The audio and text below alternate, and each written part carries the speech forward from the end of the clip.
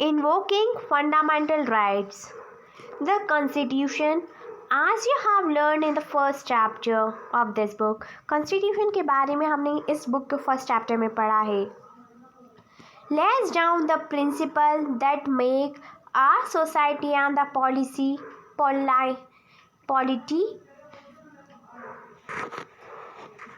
democratic. So, इस book के first chapter में हमने पढ़ा कॉन्स्टिट्यूशन में कैसे कॉन्स्टिट्यूशन के कुछ प्रिंसिपल्स है जो हमारे सोसाइटी हमारे पॉलिटिक डेमोक्रेटिक में अपनाए गए हैं. They are defined in and through the list of fundamental rights that are an important part of the constitution. इस वजह से जो फंडामेंटल राइट्स की जो लिस्ट है वो कैसे कॉन्स्टिट्यूशन में एक बहुत ही इम्पॉर्टेंट रोल प्ले करती है. These rights are available to all the Indian equally. ये जो rights है सभी Indians को equally मिले हैं. As far as the marginalized are concerned, they have drawn on this right in the two ways. First, by insisting on their fundamental right, they have forced the government to recognize the injustice done to them. Secondly, they have insisted that the government enforce this law. In some instances, the struggle of the marginalized have influenced the government to frame the new laws in keeping with the spirit of the fundamental rights. Article number 17 of the Constitution states that untouchability has been abolished. What this means is that no one can henceforth prevent the Dalit from educating themselves, entering temples, using the public facilities, etc. It also means that it is wrong to practice untouchability and that this practice will not be tolerated by the democratic government. In fact, untouchability, it means छुआछूत, is a punishable crime now.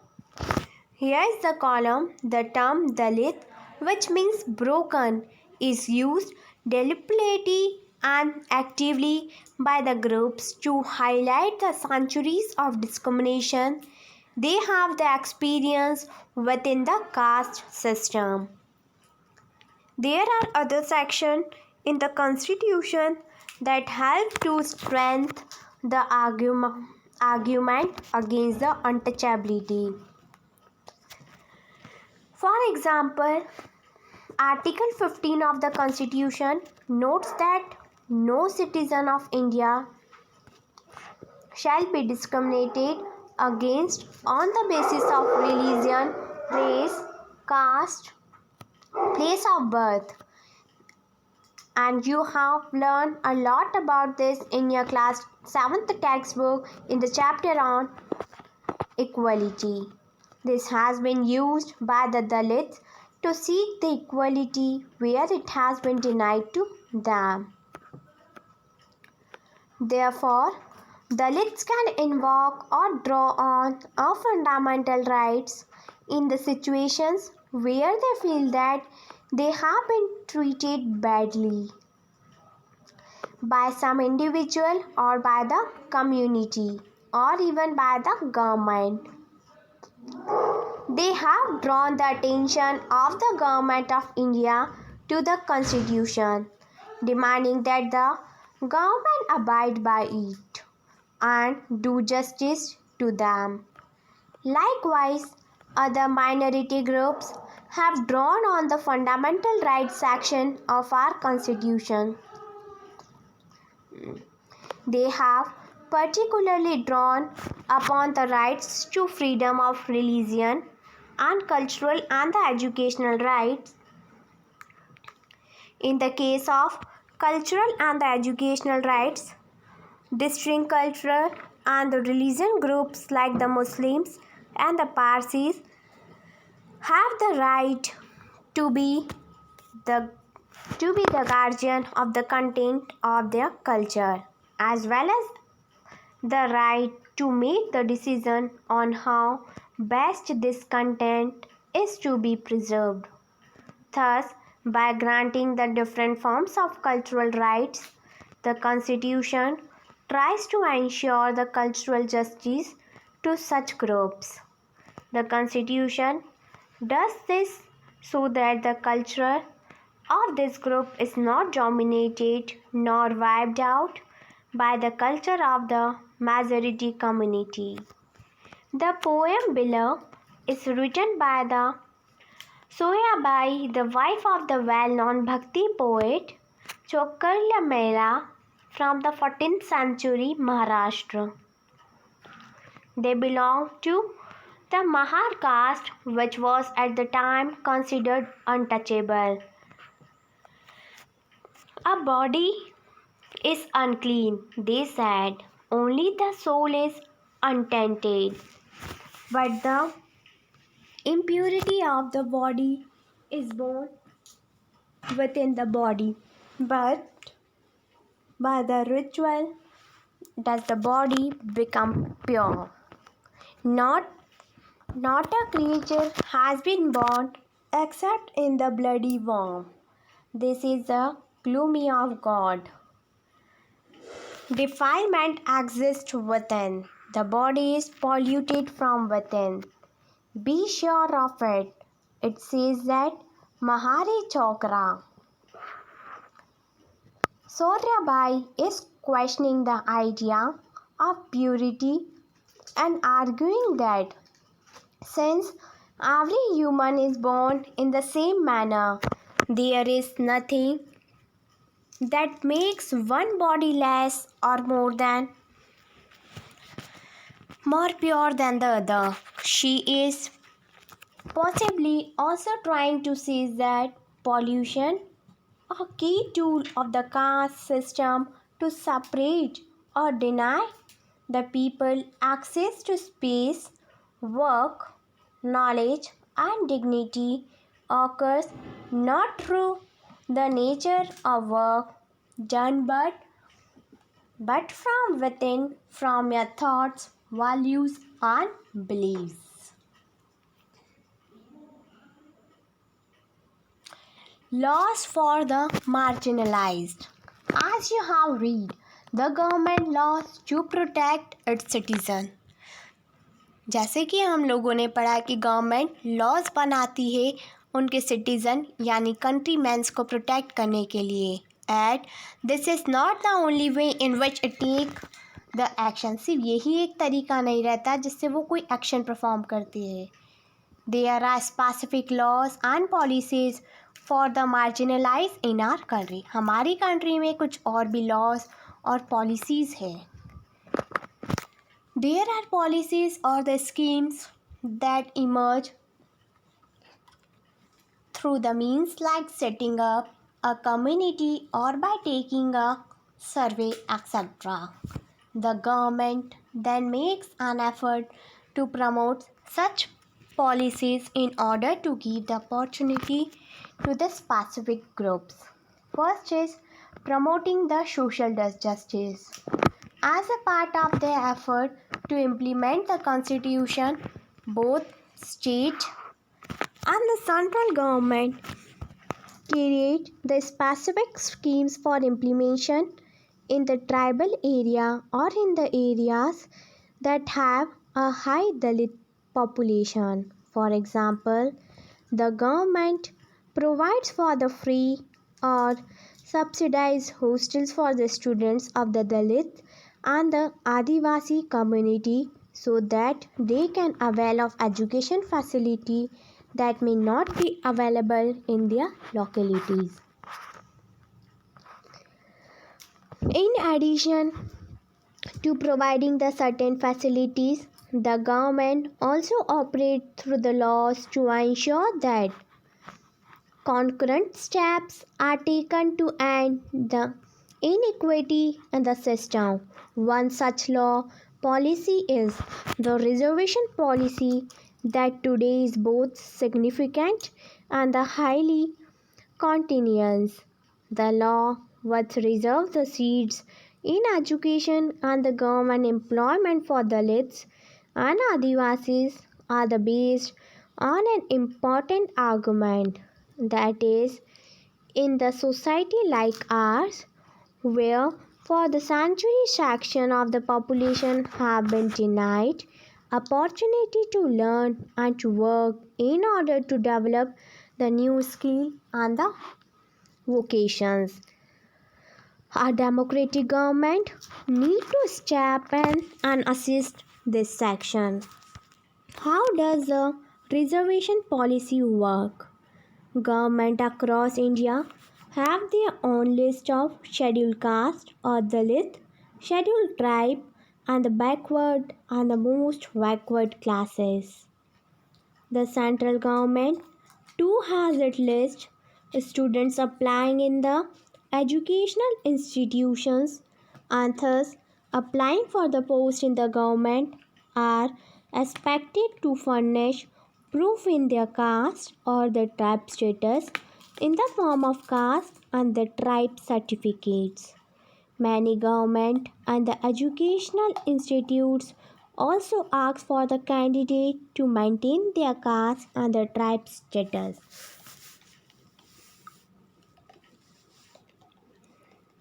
If a particular Dalit caste or a certain tribe is on the government list, then a candidate from the caste or the tribe can avail to the benefit of the reservation.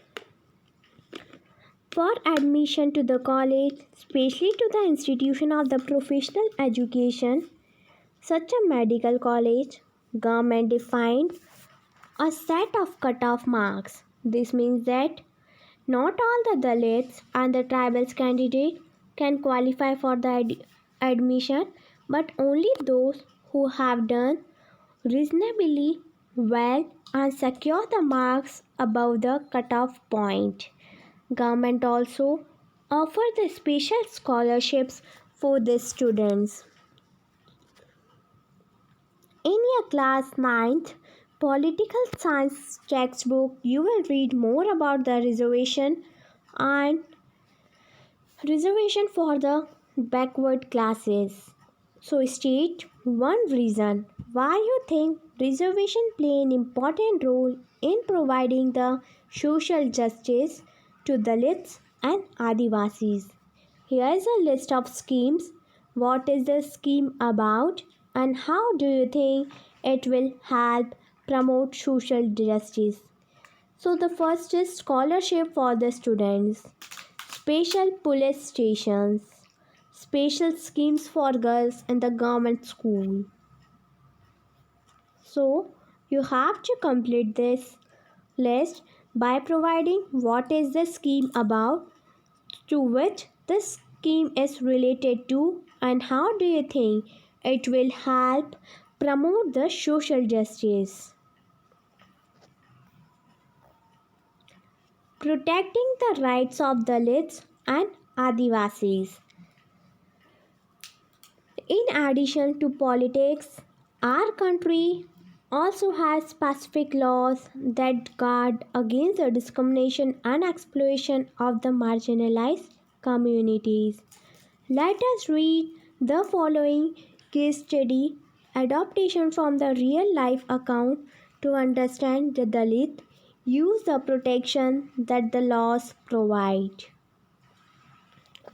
The villagers of Jakmalgar are gearing up for a big festival. Once in 5 years, the local deity is honored and the priest for 20 neighboring villages come for the 5-day event. The ceremony begins with a member of the Dalit community washing the feet of all the priests and then bathing in the water used for this. In Jakmalgarh, the person who performed this task belonged to the Ratnam family. His father and grandfather both have performed the same task before him. Though they are never allowed to enter the temple, this ritual was viewed as a great honor bestowed on them on this special occasion. Now it was a Ratnam Chand. Ratnam was all of 20 years studying engineering in the nearby college. He refused to perform the ritual. He said that he had no faith in this practice and his family members were forced to perform this ritual because they were Dalits. Ratnam's refusal angered both the powerful caste in the village and some families from his own community. The powerful caste were shocked that such a young boy has the guts to refuse. They believed that it was Ratnam's education which allowed him to imagine that he could start comparing himself with them. Those from Ratnam's own caste were fearful of angering the power. Many worked on this field as the daily wages labor. If the dominant caste decided to not call them, then what would they earn? How would they survive? They also declared that the Vrata of the local GT would strike them if they refused to give in. Ratnam argued that given that not a single Dalit have even entered the temple, how could the Ditri be angry with them? So, here's a picture of Kabir's. You may have read the Kabir's poem in your language textbook. Kabir was a 15th century poet and a weaver who also belonged to the Bhakti tradition. Kabir's poetry spoke about his love for the Supreme, being free of ritual and priest. It also expresses his sharp and pointed criticism of those he saw as powerful. Kabir attacked those who attempted to define individuals on the basis of their religion and the caste identity. In his view, every person had the ability to reach the highest level of spiritual salvation and the deep knowledge within themselves through his own experience. His poetry brings out the powerful idea of the equality of all the human beings and their labors. He writes about valuing the work of the ordinary potter, the weavers, and the women carrying the water pots. Labor that in his poetry becomes the basis of the understanding the entire universe. His direct, courageous challenge inspired many, and even today, the Kabir's poetry is sung and appreciated by the Dalits, marginalized group, and those critical of the social hierarchies in the UP, Rajasthan, Punjab, Madhya Pradesh, Bengal, Bihar, and Gujarat. The powerful caste decided to teach the Ratnam a lesson. His community was ordered to ostracize him and his family, and everyone was told that no one should speak or do any work for them or with them. One night, some man entered this part of the village and set his hut on fire. He managed to escape with his mother, Ratnam then went to file a case in the local police station under the Scheduled Caste and the Scheduled Tribe Prevention of Atrocities Act 1989. Other Dalit family still did not come out in his support as they were scared that similar fate might await them if they spoke out. The case was picked up by the local media that led to many journalists visiting the village. Ratnam was written about a symbol of Dalit action. The ritual was called off, but his family was forced to move out as they continued to be ostracized by the powerful caste in the village. In your opinion, does the force put on the Ratnam to perform this ritual violate his fundamental rights? Why do you think the Dalit families were afraid of angering the powerful caste? The Scheduled Caste and the Scheduled Tribe Prevention of Atrocities Act 1989. Ratnam sought the support of law, filing his complaint under the above law to act to protect against the domination and the violence of the powerful caste in his village. This act was framed in 1989 in response to demand made by the Dalits and the others that the government must take seriously the ill treatment and the humiliation Dalits and the tribal groups face in everyday sense.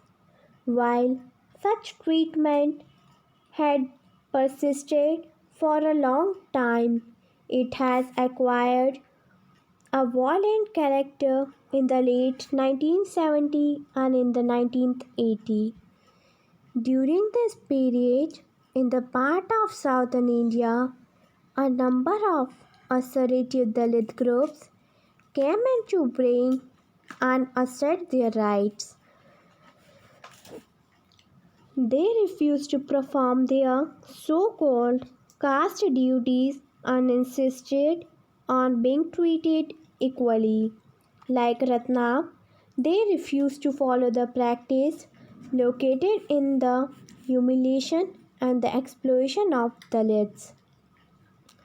This resulted in the more powerful caste unleashing the violence against them in order to indicate to the government that untouchability was still being practiced and in the most hideous manner. Dalit groups demanded the new laws that would list the various sorts of violence against the Dalit and prescribe the stringent punishment for those who indulged in them. Likewise, throughout the 1970s and the 1980s, Adivasis people successfully organized themselves and demanded equally rights for their land and their resources to be returned to them. They too had to face the anger of the powerful social groups and were subject to a great deal of violence. That is why this act contains a very long list of crimes, some of which are too horrible even to contemplate. The act does not only describe the terrible crimes but also lets people know what dreadful deeds human beings are capable of. In this sense, laws such as this seek to both punish as well as to influence the way we think and act. The act distinguishes the several levels of the crime. Firstly, it lists the modes of humiliation that are both physically horrific and the morally reprehensible, and seeks to punish those who forced a member of a scheduled caste or the scheduled tribe to drink or eat any inedible or the obnoxious substances. Second is possibly remove the clothes from the people from the persons of a member of the scheduled caste or the scheduled tribe, or parade him or her naked or with painted face or body, or commits any similar act which is derogatory to the human dignity. Secondly, it lists the actions that disposes the Dalit and Adivasis of their merged sources, or which force them into performing the slave labor. Thus, this act sets out the punish any more who wrongfully occupy or cultivates any law owned by or allotted to a member of scheduled caste or a scheduled tribe, or to get the land allotted to him transferred. At another level, the Act recognizes that the crime against the Dalit and the tribal women are of a specific kind, and therefore seeks to penalize anyone who assaults or uses a force on any woman belonging to the scheduled caste or scheduled tribe with intent to dishonor her. Can you list two different provisions in the 1989 Act? Look at the glossary and write in your own words, what do you understand by the term morally reprehensible? Pandit, look in your heart for knowledge. Tell me where untouchability came from, since you believe in it. Mix red juice, white juice, and the air. A body bakes in a body. We eat by touching. We wash by touching. From a touch, the world was born. She who's untouched, asks the Kabir, only she who is free from delusion. In this poem, Kabir is challenging the priest by directly questioning at him about where the untouchability came from. He asks the priest to look for the knowledge in his heart and not in the scriptures. Kabir goes on to describe how every human body is made of the blood and the air and has spent 9 months in the mother's womb. And this, everything in the world is created by touching something, whether it is a pot, a human being, or a painting. He takes the word untouchable and gives it a very different meaning. He exclaims that untouchability is the highest state of knowledge. It means not be touched by the narrow, limiting ideas. Therefore, Kabir finally turns the idea of untouchability on its head from the lowest to the highest state that a human being can achieve.